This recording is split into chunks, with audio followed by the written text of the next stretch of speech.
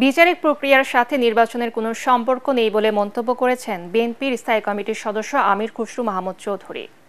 তিনি বলেন, প্রতিটি অপরাধের জন্য শেখ হাসিনা সহ আওয়ামী লীগ নেতাদের বিচার করা হবে। তবে এসব কথা বা কোনো অজুহাত তুলে নির্বাচনকে পিছিয়ে নেওয়ার কোনো সুযোগ নেই। রাজধানীর একটি হোটেলে ship breaker and recycling association আয়োজিত গোলটেবিল বৈঠক শেষে এসব কথা বলেন তিনি। একটি অনির্বাচিত সরকার দেশের বর্তমান সংকট ও সমস্যার সমাধান করতে পারবে না জানিয়ে তিনি বলেন, আইন শৃঙ্খলা বাহিনী ও সরকারি কর্মকর্তাদের সুষ্ঠুভাবে দেশ পরিচালনা সম্ভব নয়। বিচারের সাথে নির্বাচনের কোনো সম্পর্ক আমরা তো দেখতে পাচ্ছি না এখানে। এটা তো বিচারিক প্রক্রিয়া চলতেই থাকবে।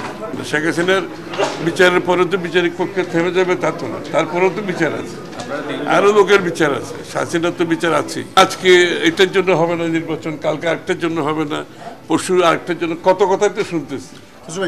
এই সমস্ত কথাবার্তা বলে নির্বাচন ব্যবস্থা, গণতান্ত্রিক ব্যবস্থাকে পিছিয়ে নেওয়ার কোনো সুযোগ নেই।